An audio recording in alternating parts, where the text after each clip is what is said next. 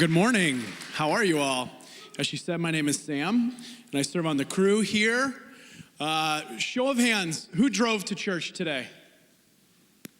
Okay, so a better showing. About 3/4 of you drove to church. The ones who walked, it's good for your health. That's good for you. That's great. But you would have been met by a parking team. That parking team is part of the hospitality group. And then who got a coffee this morning? Yeah. Liars, a lot of liars in the room, but those of you who got coffee, also another hospitality team, and you're all sitting down, which means you likely got ushered to a seat so you could figure out where to sit, and then you got greeted on your way in. These are my peeps. I have the privilege of serving alongside of these hospitality teams week in and week out, and it's such a joy. My wife, Amanda, and I who we just celebrated yesterday, our 11-year wedding anniversary. She's great. And the fact that you can endure 11 years with me says a lot. Love that lady.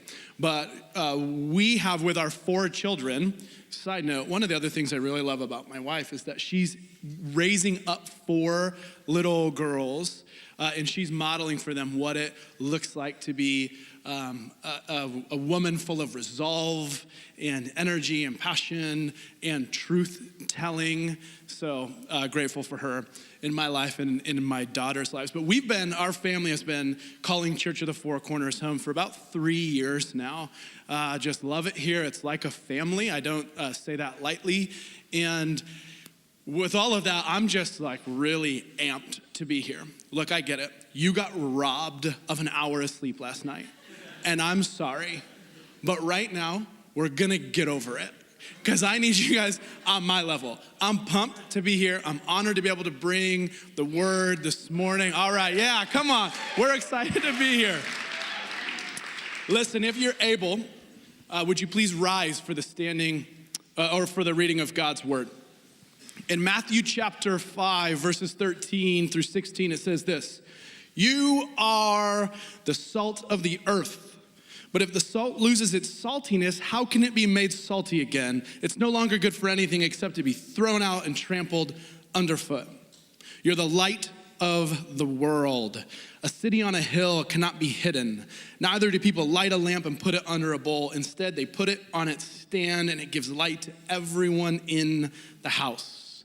In the same way, let your light shine before others, that they may see your good deeds and glorify your Father in heaven." Stay standing as we pray. God, we just take a moment to recognize your presence here, your work in our lives. We ask that you would wake us up to who you've created us to be.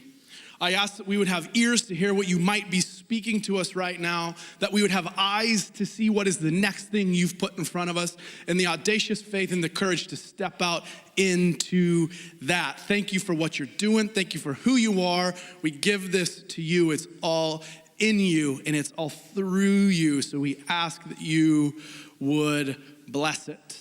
We love you in Jesus' name. Amen. You may be seated. If you've been around for a while, you know that off and on we've been exploring the Gospel of Matthew. And as a church, we've been exploring the Gospel of Matthew. Today, I'm thrilled to be kicking off week 1 of a brand new series called Upside Down Kingdom. In this series, Upside Down Kingdom, we're gonna continue our exploration of Matthew, learning about this kingdom that's breaking forth in our midst. Today, before we get into this passage that we just read, I want to remind us about how we got here, what has been present in Matthew's gospel till now.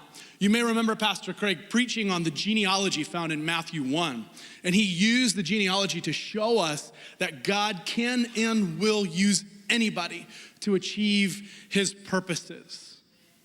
Today, I want to take a look at that genealogy again, and I want to explore a concept that's key to this message found in Matthew's gospel, and that is the kingship of Jesus. You see, when we open the Bible and hit a genealogy, we tend to I'm going past that one. Let me find, where does this end? Okay, let me pick back up. But we do that partly because these names are impossible to pronounce, but also because we don't understand the power and the gravity of what's happening. So we see a list like this, and we're like, okay, I can maybe pronounce 3 of those, I'm out, right? But what we fail to see is that in Hebrew language, in text, numbers had significant importance and meaning. It created a double meaning in the text. So here we see this genealogy broken down into 3 sets of 14 names. And I want to explore something with you. The first is that the number 7 represents spiritual perfection in the Bible. So 14 would have represented or implied or insinuated a double measure of that perfection. Like you could say it's as good as it gets. So we've got 3 sets of 14. 3 in the Hebrew would have represented God's action, but also a sense of permanency or completion. So a first century listener or somebody reading this text would have immediately realized what Matthew is trying to do, what he's boldly proclaiming, and that is that God has been at work from Abraham through now. And God's action, God's perfect work is culminating in this person of Jesus. Matthew's making a bold claim that it's all here, that Jesus, the Messiah, the Christ, was the manifestation of God's perfect plan revealed to mankind. I don't know if you heard me, so I'm going to say that one more time. Jesus, the Messiah, the Christ, was the manifestation of God's perfect plan revealed to mankind. See, Matthew's opening genealogy is making this clear, bold proclamation that this is the King, this Messiah that the Israelites would have been waiting for has come. The Christ is here. The King has come, this rightful, complete, God-ordained King. All of this to make the point that Jesus is King. So when we get to our passage, we firmly establish that Jesus is the King. Matthew is making that claim. But then we also see Jesus' baptism. We see John the Baptist baptize Jesus, and God blesses him. And then we see him led into the wilderness, where he's tempted with 3 lies. The first is, I am what I do. The second is, I am what I have. And the third is, I am what people think or say about me. It's after this temptation that Jesus begins in Matthew's gospel to preach his famous Sermon on the Mount. We learned in our series about the Beatitudes, the series #blessed. If you don't remember that or weren't around for that, I would encourage you to go listen to that, go watch that. But in the series #blessed, we explored, what does it mean to be blessed? Who and what does God consider blessed in this new upside down kingdom? Today, we're going to explore this passage, which reveals what is the identity of those who belong in this kingdom. The reality is there is a new king who is bringing forth a new kingdom. This new king is teaching us what it means to be a part of this new kingdom. Jesus is revealing what it means to serve this new king in this new kingdom when he says, you are the salt of the earth. You are the light of the world. He's calling his disciples into something great. You see, we don't have a cultural context for these metaphors of salt and light, but these are powerful metaphors that we're going to explore this morning.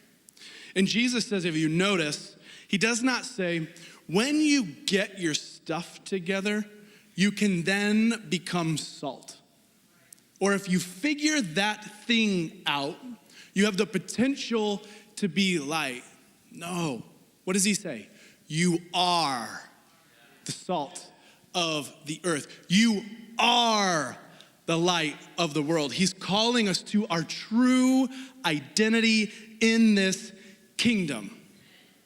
So I'm from Iowa, side note. Okay, I got a little woohoo in the back, so if this goes south, I'm gonna be in that back corner with my one friend in the crowd. I'm from Iowa, and there's this phrase that people use to explain or describe people from Iowa. And the phrase is Iowa nice, because in reality, people from Iowa are really nice. Like they're good folk. But because now I've excluded everybody but my friend in the back, I'm gonna talk about a broader phrase that we have in our culture. And this is usually used for people in the Midwest, and it's salt of the earth people. You hear people say, man, he's just a salt of the earth kind of guy, or they're just salt of the earth people. What this means is really like they're, upstanding citizens, they don't offend people, they're just nice. So we equate this concept of salt of the earth to being nice. And I'm sorry, but that's not what Jesus is doing here. He's not calling you to be nice. Now I'll say for the jerks in the room, be nice. But that's not the call. There's something deeper going on. There's something more formative happening here when he calls them light of the earth, salt of the earth. See, salt was a significantly valuable resource in first century, partly because it was really difficult to create, so therefore it was a scarce and valuable resource, but also because it was so integral in first century life.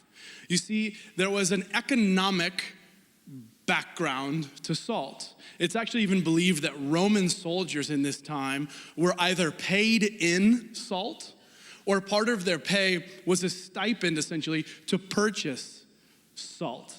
The phrase is salarium, which literally translates to salt money. It's where we get the word salary. There was an economic, I know, we're learning something today, aren't we? There was an economic component to this.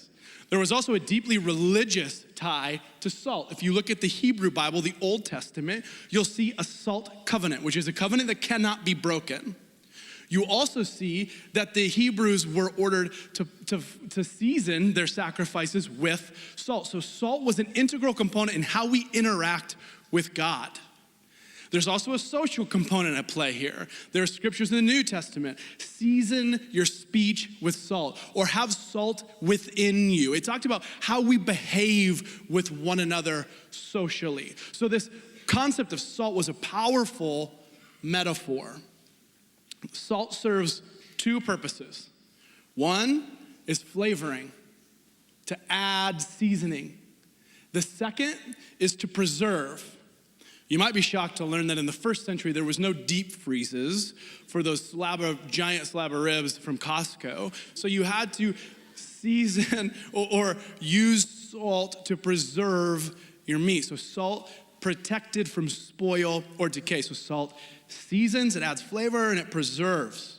So when Jesus is telling his disciples, you are the salt of the earth, he's calling them to their true identity of those who flavor the world around them, who preserve those around them.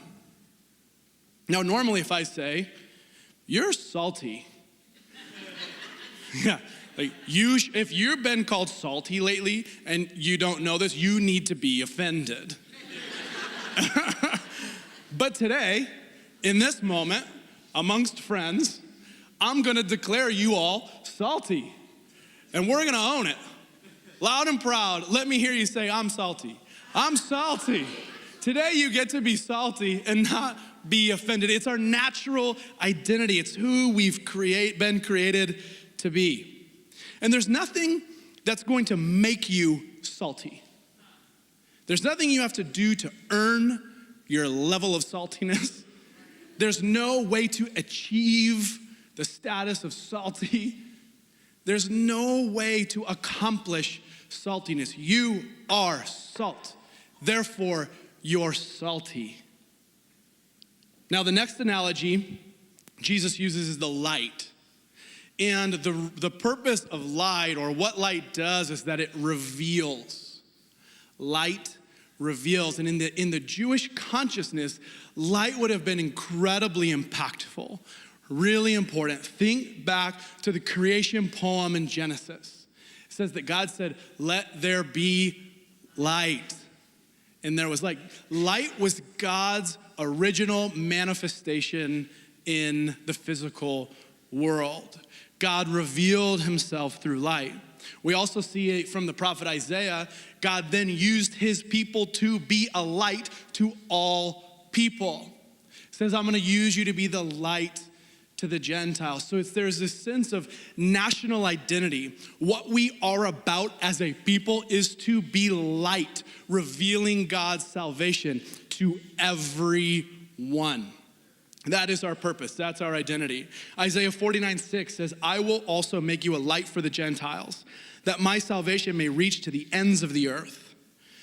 Then in John's gospel, my favorite, he talks about this cosmic life force found in the Christ. He says, in him was life, and that life was the light of all mankind. The light shines in the darkness, and the darkness has not overcome it. Then later in John's gospel, Jesus says of himself, I am the light of the world. Whoever follows me will never walk in darkness, but will have the light of life. So you see this cosmic creative force. And then you see this national identity. This is what we're about. And then you have Jesus say, I am that light. I am that life here and now, present, embodied. Then we get to our text, Matthew, who says, you are the light. This is no small calling. This is not something we can glaze over. This is tremendously formative. So the truth about light is, yes, that it reveals God, but what it also does is creates a path to God. Light reveals God and points to him. A lamp, or in our culture and context, one might say a flashlight, is not self-referential, meaning you don't use a flashlight to reveal a flashlight. You don't shine light on a flashlight. The flashlight is a tool to shine light into darkness. The flashlight is not about itself, but rather how do we expose what is in the dark. It's interesting.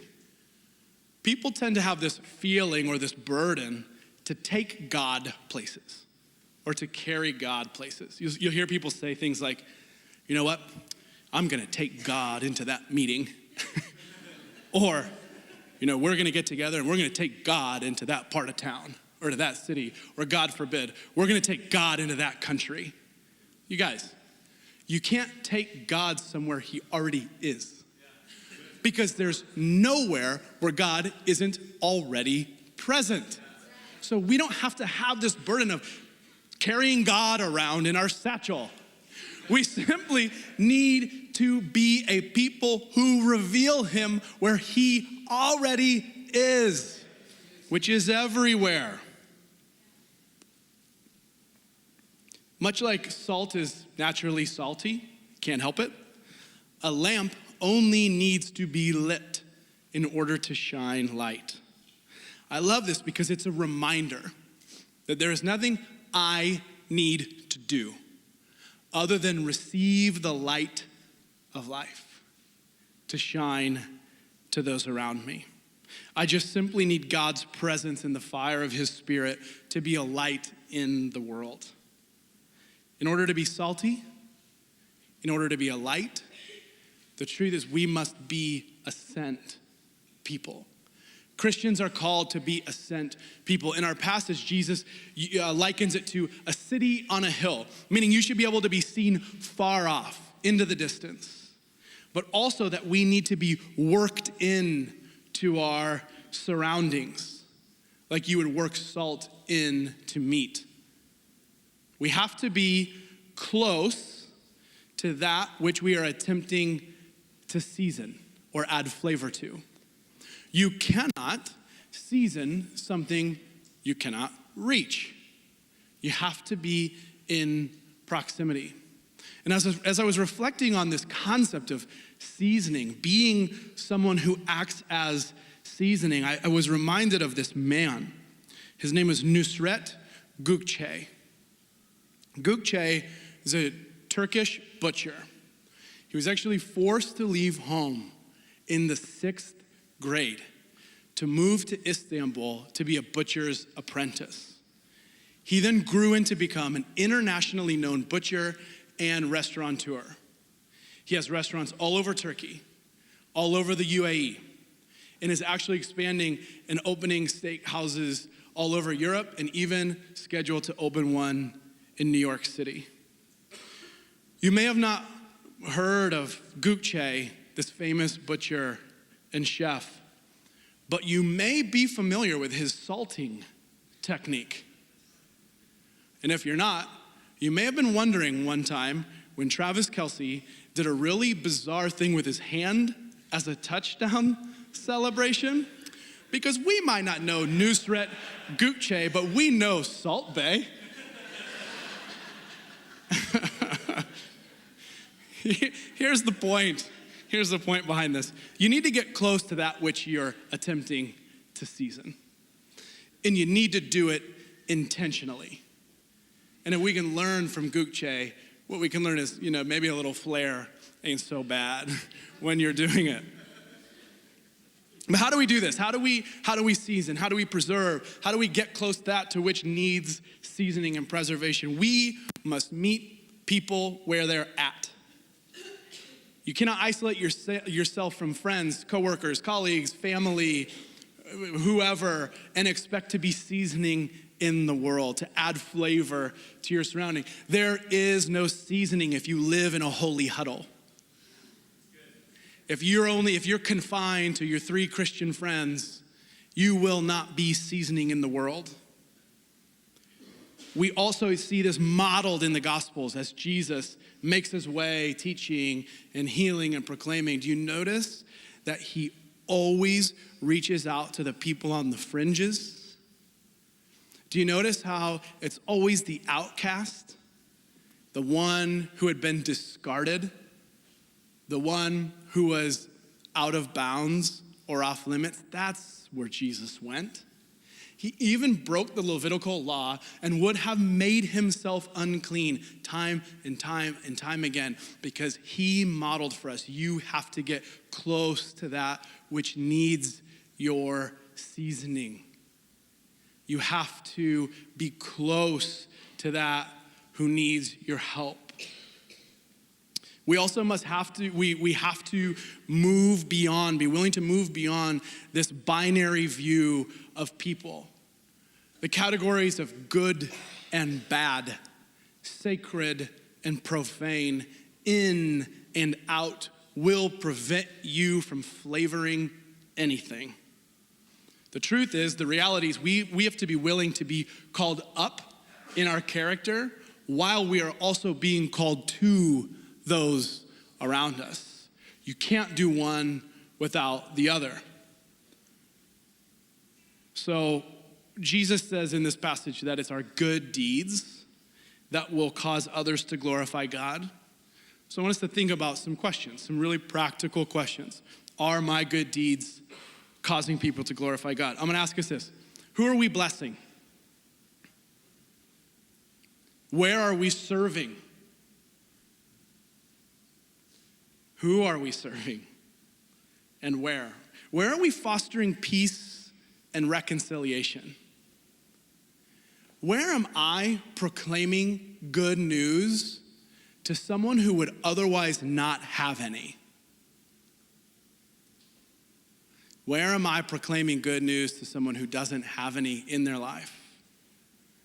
I may see God all around me. I may see God's action. But the question is, do others look at my life and see light? Do they see God? That's the question. And before we either get on our moral high horse or start to beat ourselves up over this, I want to remind you of Jesus' words. You are the salt of the earth.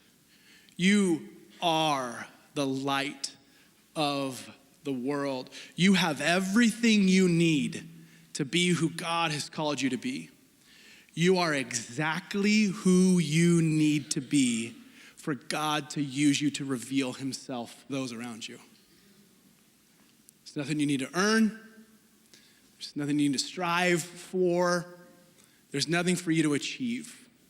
It's a core identity. It's who you are. It's what it means to live in this kingdom. But in order to do this, we have to live as a sent people. Now, you may feel like, look, great, I get it. But the reality is, I feel like I've lost my saltiness. I feel like whether it's circumstantial or what might be pain, trauma from our past, I'm concealing my light. I'm covering my light. I feel like I can barely hang on, let alone be a sent person. My invitation to you this morning is to come home to your true identity. Come home to who God has created you to be, because there's peace and there's joy and there's power there. I want to close naturally by talking about physics. There's this concept in physics that you and I have been mispronouncing since approximately 5th grade, and we call it centrifugal force. It's pronounced centrifugal force, but the schools have failed us, so here we are. Centrifugal force. And typically it's demonstrated, or at least I learned it in whatever middle school science class that would have been, somebody swinging around a rock attached to a string. And so the concept is, or to explain the force is what keeps that rock spinning around, in this case, away from my hand. Or a fireball, if you're so brave. It's what keeps the fireball swinging out away from your hand. It's this force pulling it out. What I've learned, what science teaches us, is actually there is no such thing as centrifugal force. It's simply an expression of inertia, of course. Everybody remembers Newton's first law of motion, right? I'm making some of you nervous, like, oh no, I don't. What do I do now? Well, lucky for you, I memorized it just for this moment. Newton's first law says an object at rest will stay at rest unless acted upon by an outside force.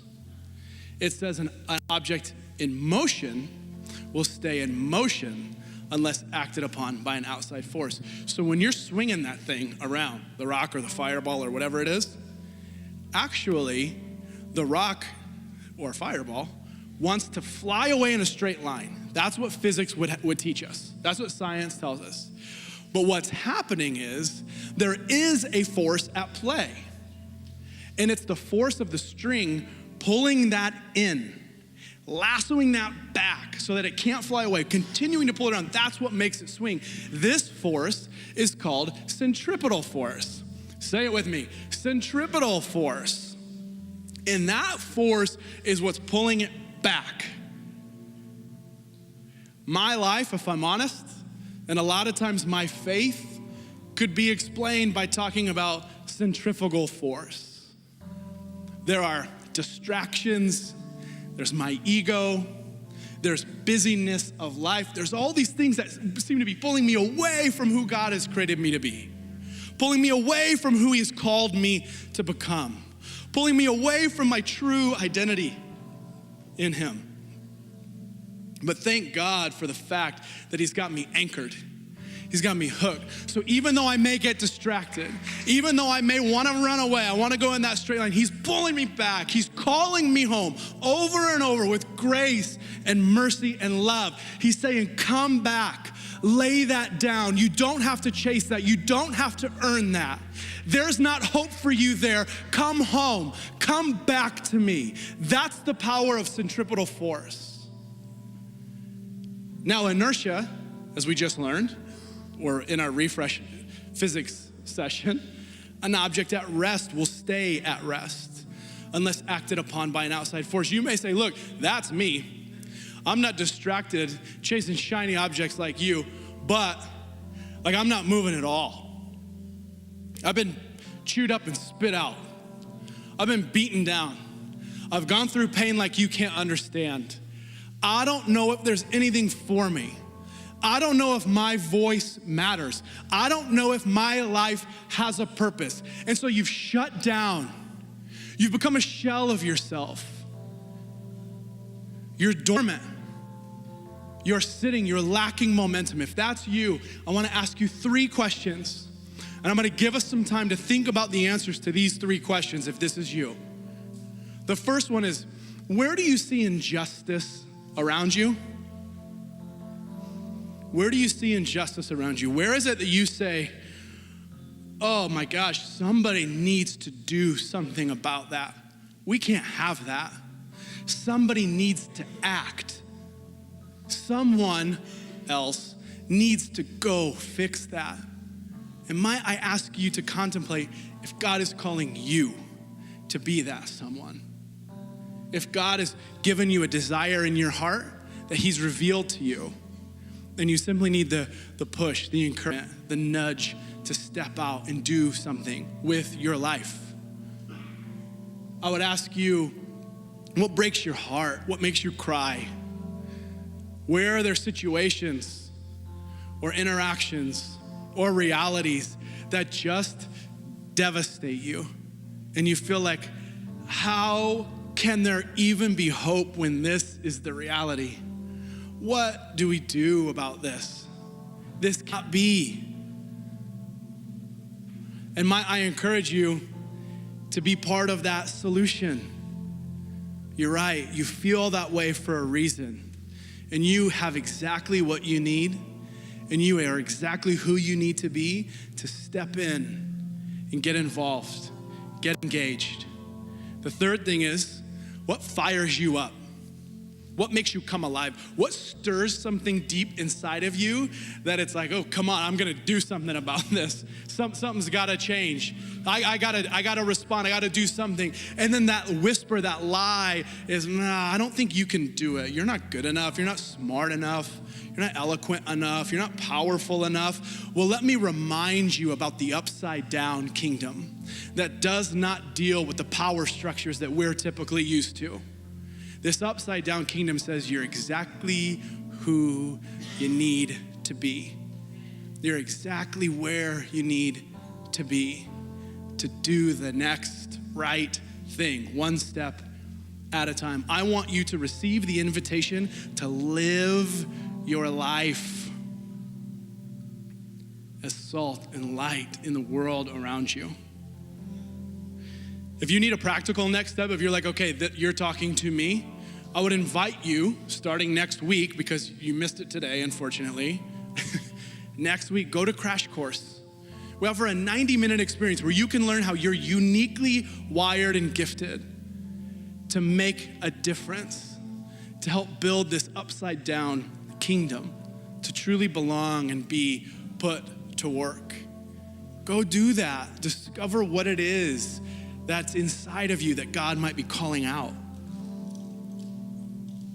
But at the end of the day, I'm here to remind you that you are the salt of the earth. You are the light of the world.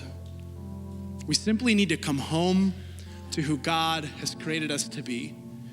We simply need to receive the fire of his Spirit, the light that gives life, so that we can shine to the world around us. I want to take a moment and acknowledge a fact that there are a lot around us who live in darkness.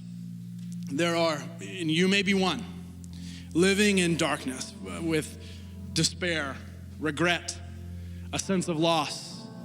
And you say, look, like there's no light in my life. We're gonna illustrate this. I'm gonna take the house lights down. You may say, look, whatever, you're telling me about there's this king and this new kingdom and there's hope and life and light, etc. I don't see it. I don't see it. Maybe you have believed one of the lies that Jesus was tempted with in the wilderness, that I am only what I do, or I am what I have, or I am what people think and say about me, and that has broken you. So you live without hope.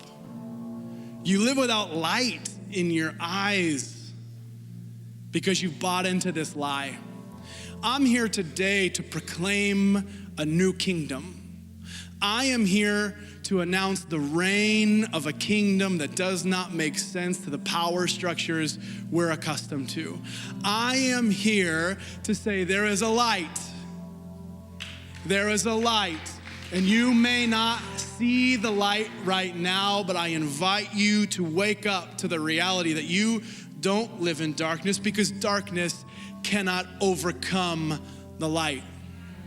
And I want to further illustrate this point. And I want us to see what happens when we all begin to step into this identity of light bearers. For those of you who have cell phones, I want you to get them out. And I want you to turn on your cell phone flashlight. Already in this big dark room where just a moment ago you wouldn't have been able to make your way out. Just a moment ago there would have not been a path to the door. You would not have known which first step to take because you were in darkness. Look what happens when we say, I will reveal my light. I will be a person who shines my light in the world. All of a sudden, this big dark room is not so dark at all. All of a sudden, your hopelessness and despair is not quite so hopeless. All of a sudden, maybe there's a path to something else. Maybe all of a sudden there is a sense of joy. Maybe all of a sudden you say, hey, maybe there's a plan for my life. Maybe all of a sudden you say, I might know what it takes to take the next step. There's a sense of courage, there's a sense of spark because you're not alone. There is a path, there is a light, there is life. So this morning I want to invite all of us to receive this light, to be this light in the world. You can bring the house lights up, turn your flashlights off. I want to close in prayer. If you pray with me. God, there may be people right now who say, that's me, I'm living in darkness. It's hopelessness, it's frustration. I feel like I've gone too far. I've acted too late. Surely I can't respond now. Surely there's nothing you can do with me. Those are lies. We are the salt. We are the light. We simply need to receive that and live into that. So for those who might be living in darkness, God, would you show them light? If you're sitting here and that's you, would you receive this gift, this light of life?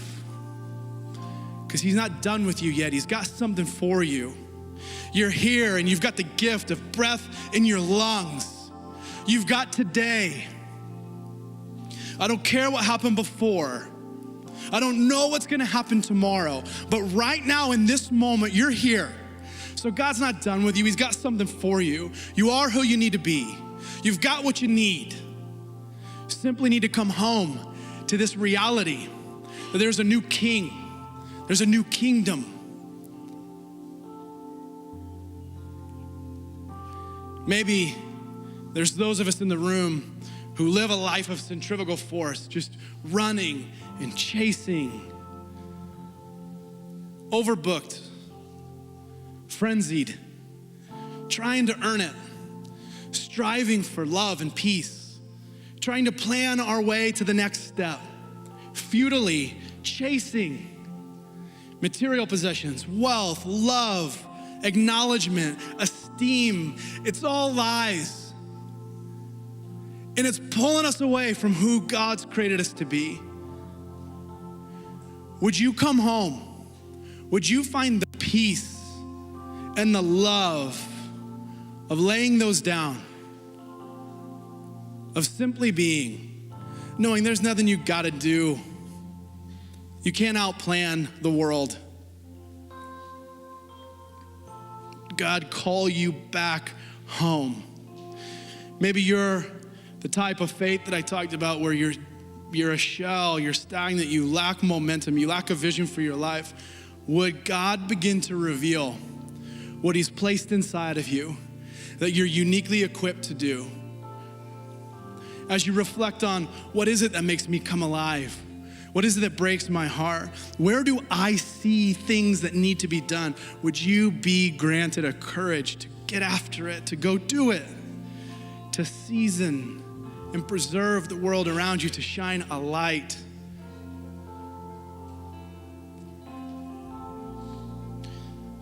God, I thank you for this new kingdom, this king on the throne who promises us life and light and peace and joy and grace and mercy.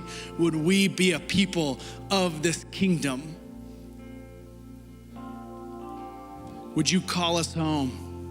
Would you spur us on? Would you give us what we need right now to do the next right thing, to take the next step, to step out in audacious faith and respond to whatever it is that you might be stirring in us? Would you go before us? And would the fabric of this city change just a bit? Because a group of people said, I'm gonna do it. I'm gonna live into my natural identity. I'm gonna come home to who God's created me to be. I'm gonna step out into who He's calling me to be. And will we be changed because of it? Would there be light all around Independence and the surrounding area because we have decided to allow you to light up our lives? Would you receive all the glory because of it? In Jesus' name, amen.